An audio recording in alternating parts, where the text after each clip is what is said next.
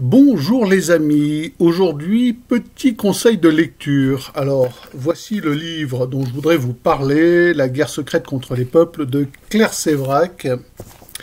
Ce livre, ça fait longtemps que je l'ai entre les mains et que j'hésite à l'ouvrir et à le lire, éprouvant quelques craintes quant à son contenu. Est-ce que ça sera assez sourcé? Est-ce que le contenu sera suffisamment solide pour pouvoir étayer quelques théories, etc. Et est-ce que ça ne sera pas trop complotiste? Même si moi, je suis champion du monde du complotisme, j'avais quand même quelques appréhensions à ouvrir ce livre. En fait, dès les premières pages, on est dans le bas. Alors là, de page en page, ce ne sont que des sources. Et c'est béton. Voilà.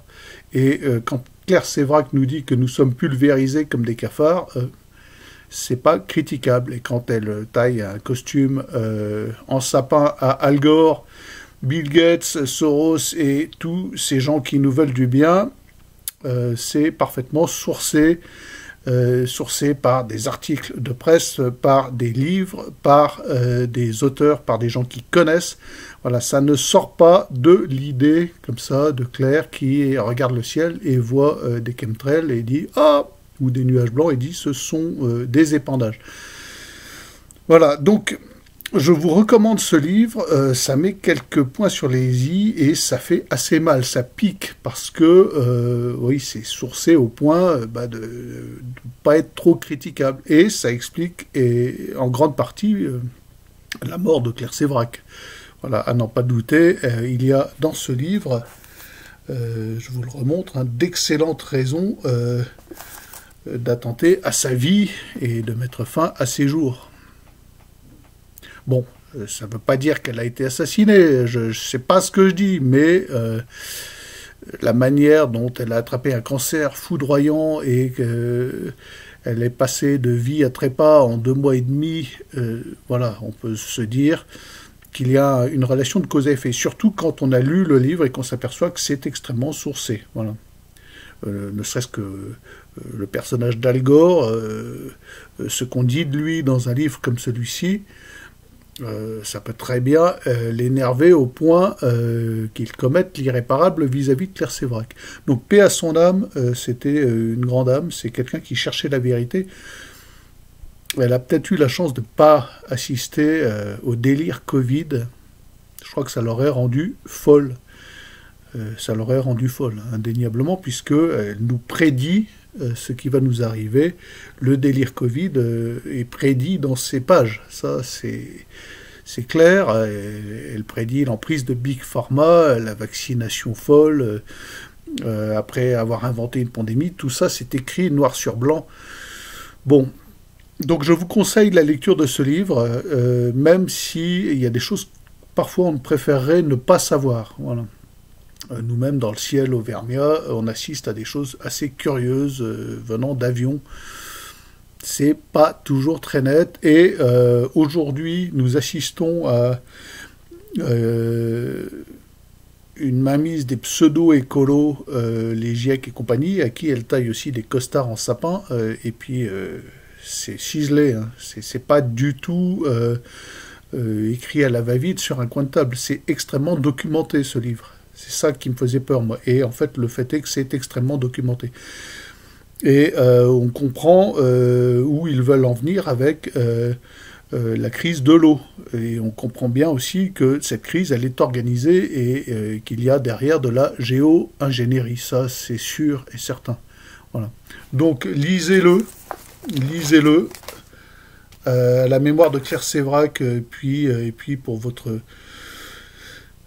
culture, surtout si vous êtes parent. Écoutez, malheureusement, individuellement, on ne peut pas faire grand-chose contre ces gouvernements, ces entreprises, ces industries qui ne nous veulent pas du bien et qui procèdent clairement à des activités dont le but est de toute évidence de détruire la population humaine, de la réduire à portion congrue, voilà, 500 millions, c'est le projet de Bill Gates, avoué, et des mondialistes, des Schwab et compagnie. Bon. Et tout est dit dans ce livre, tout tout. Et à chaque page, on se dit, mais c'est évident. Et à chaque page, il y a un motif pour un tueur à gages d'aller l'oxyre. Ça, c'est sûr et certain. Bon, je tiens à vous remercier, les amis, pour les commentaires sous ma vidéo. C'est des vacantistes, mais presque. Enfin, c'est des vacantistes modérés, dans laquelle j'affirmais hier ma position, que je peux résumer ainsi. Je considère que Bergoglio n'est pas pape, j'en suis même certain, personnellement, certain, mais ceci est mon opinion, et en aucun cas cela m'empêche de participer à une messe traditionnelle, hein, parce que ma limite c'est quand même que je ne peux plus participer à une messe Novus Ordo, c'est plus possible, célébrée par un prêtre dont je doute de la validité de l'ordination. Donc ça ne m'empêche pas de participer à une messe traditionnelle unacum. Voilà. C'était ma position, je m'y tiens, malgré les anathèmes que j'ai pu recevoir, sympathiques anathèmes, mais où on a tenté de m'expliquer que je ne plaisais pas à Dieu, que l'on ne pouvait pas être amis parce que je collabore ou je ne sais quoi, enfin bon. Ça, pour plaire à Dieu, c'est un fait. Je doute de plaire à Dieu dans ma vie quotidienne, mais je crois que c'est le lot de tous. Voilà, nous sommes tous loin de l'état de saint. C'est pas mon cas, ça se saurait. Bon. Et par contre, moi, je considère ne pas déplaire à Dieu en assistant à une messe valide auprès d'un abbé valide qui est au demeurant un ami, et dans une petite paroisse dans les bois, et à respecter le fait que lui n'ait pas la même opinion que moi sur l'unacum. Je ne fais pas une fixette sur cette question, elle est importante, d'accord, mais j'ai arrêté, je refuse de subir une prise de tête, de me pourrir la vie avec cette question. Voilà, c'était ma position, la position de ma vidéo qui m'a valu quelques commentaires, certains sympas, d'autres à la limite. Bon. Évidemment, ce sont des sujets passionnants, des sujets qui soulèvent des passions, et il y a des catholiques qui s'enflamment autour de cette question, mais je pense qu'il y a des problèmes plus graves à gérer actuellement, et que l'on peut œuvrer à la royauté sociale de notre Seigneur, on peut œuvrer à remettre le Christ au centre de la France. Je ne parle pas du monde entier, mais au moins de la France, en ayant ma position, qui est une position de prudence, de modération et de prudence. Bon. Et que tous ne partagent pas, mais que j'appelle à respecter. Je remercie ceux qui m'ont répondu pour la mise en Word de mon livre « Plus loin, c'est encore l'horizon ». Alors, le livre est actuellement entre les mains d'une personne qui se charge de remettre le fichier PDF en fichier Word.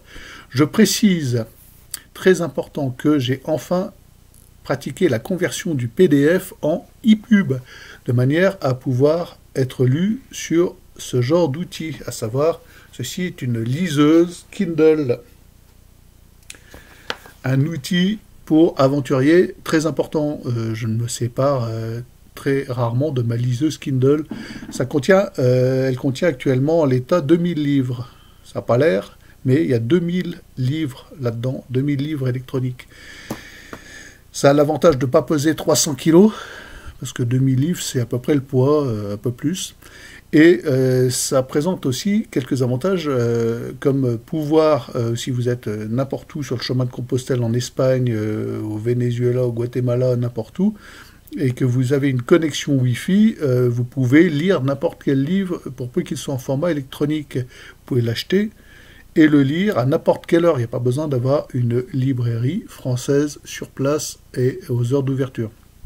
Alors je précise, puisque je parle de librairie, pour dénoncer les dernières avanies de nos gouvernants, qui commencent vraiment à nous faire chier, voilà, je le dis. Ils ont cédé aux pressions des mafieux. Les mafieux, les libraires sont des mafieux. Alors pas Maxime Sagnal et les arts enracinés au puits. Hein. Si tu m'écoutes, Maxime, toi, t'es pas un mafieux. T'es l'opposé du mafieux. Et c'est pour la raison pour laquelle tu te fais taguer la devanture, casser ta vitrine régulièrement par des crétins. Mais le libraire mafieux vit au détriment des auteurs sans rien foutre, juste cliquer sur des ordinateurs sans être fichu de conseiller des livres. Or, les collections achètent, donc ce qui est pré-mâché par des auteurs à nègre, pour vanter les bienfaits du système. Voilà. Et ces gens-là ont réussi à faire taxer, accrochez-vous, les achats de livres sur Internet de 3 €. Parce qu'ils ne supportent pas la concurrence. Et quand on va les voir pour acheter un livre, ils ne l'ont jamais. Et on est obligé de revenir. Et ça nous coûte plus de 3 €. Donc on reste quand même gagnant. Et moi, les libraires, je suis désolé, c'est pas vous qui me faites vivre en tant qu'écrivain. Bon. Et je trouve ça dégueulasse. Dégueulasse parce que moi, je vis grâce à l'Internet. Je vends mes livres grâce à l'Internet. Et si je les vends sur Amazon, il n'y a pas de raison. Amazon ouvre sa capacité de libraire à des auteurs indépendants, à des petites maisons d'édition qui n'ont pas accès au réseau Hachette, parce qu'ils n'ont pas la langue qui fait 40 cm de long pour avaler 1 hectare de popotin tous les matins. Voilà, moi j'ai essayé et j'y arrive pas d'avaler 1 hectare de popotin tous les matins. Enfin, j'ai essayé. J'écris des livres depuis des années, depuis plus de 25 ans, j'écris des livres. Et le milieu d'édition, je connais. Et les milieux des libraires, je connais. Et je trouve ça dégueulasse. Et c'est encore une loi pour nous pourrir la vie. Alors en passant, je vous le dis, vous m'entendrez de moins en moins parler de ces gens-là, là, les macroneries et compagnie, parce que je suis en état de pré-sécession. J'ai pas encore fait sécession, tout à fait, exactement, mais je vais le faire. Et tant pis si on subit leurs lois malgré nous, mais on va s'organiser autrement, en dehors de ces fous, psychopathes mondialistes, d'accord ? Il faut vraiment qu'on trouve des terrains de réseau pour s'organiser en dehors de ces gens-là. Voilà, alors le capitaine Juvin Brunet, il a essayé, il est allé en prison. Il faut qu'on fasse ça en finesse, d'accord ? Et on va pas créer une monnaie, on fera du troc s'il le faut, mais il faut vraiment qu'on sorte du système organisé par ces tarés psychopathes. Une dernière précision très importante, très importante. Alors écoutez-moi bien. Ceux qui m'achètent des livres en payant par PayPal, vous ne procédez pas à un paiement pour un service ou quoi que ce soit. Vous ne cliquez pas sur paiement. Vous cliquez sur verser de l'argent à un ami. D'accord ?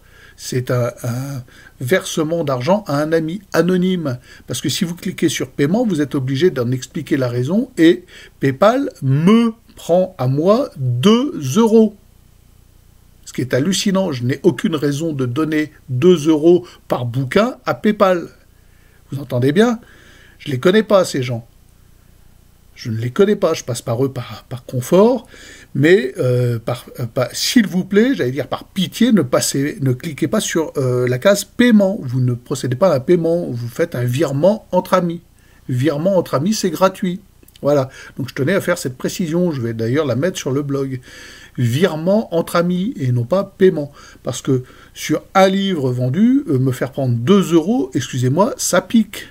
À l'échelle de ma petite économie personnelle qui est au niveau du néant, je suis à 2 € près, moi, c'est du pain, 2 €.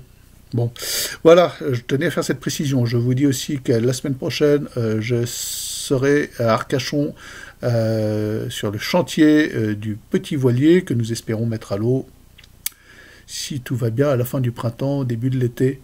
Voilà. Avec le projet je ne sais pas encore, ça dépendra des finances. Et on en reparlera, j'essaierai de faire un petit vlog là-bas à Arcachon, soit quotidien, soit régulier. Bonne journée les amis.